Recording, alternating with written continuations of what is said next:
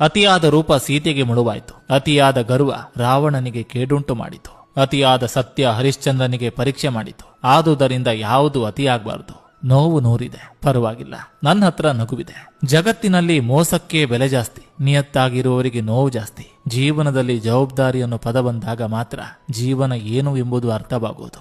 ತ್ಯಾಗ ಎನ್ನುವ ಎರಡಕ್ಷರದ ಹಿಂದೆ ಸಾವಿರಾರು ಆಸೆಗಳ ಸಮಾಧಿ ಇರುತ್ತೆ. ನನ್ನ ಬದುಕಿನಲ್ಲಿ ಬರೋರಿಗೆ ಅದ್ದೂರಿ ಸ್ವಾಗತ, ನನ್ನ ಬಿಟ್ಟು ಹೋಗೋರಿಗೆ ಭರ್ಜರಿ ಬೀಳ್ಕೊಡುಗೆ. ಜೀವನಾನೇ ಹಾಗೆ, ಎಲ್ಲದಕ್ಕೂ ಹಾಜರಿರ್ಬೇಕು. ಕಾಲಾಯ ತಸ್ಮೈ ನಮಃ.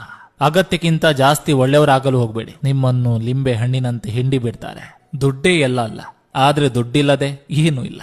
ಕನಸುಗಳು ಎಷ್ಟೇ ಇದ್ದರೂ ಪರಿಸ್ಥಿತಿಗೆ ತಲೆಬಾಗ್ಲೇಬೇಕು. ಆಸೆಗಳು ಎಷ್ಟೇ ಇದ್ರೂ ಅನುಕೂಲಕ್ಕೆ ಶರಣಾಗ್ಲೇಬೇಕು. ಬಯಕೆಗಳು ಎಷ್ಟೇ ಇದ್ರೂ ಅವಕಾಶಕ್ಕೆ ಕಾಯಲೇಬೇಕು. ಕಷ್ಟಗಳು ಎಷ್ಟೇ ಇರಲಿ, ನಮ್ಮ ಸಮಯವೇ ಅವುಗಳಿಗೆ ಪರಿಹಾರ ನಿರ್ಧರಿಸಬೇಕು. ಎಷ್ಟೇ ಪರೀಕ್ಷೆಗಳು ಎದುರಾದರೂ ಕುಗ್ಗದೆ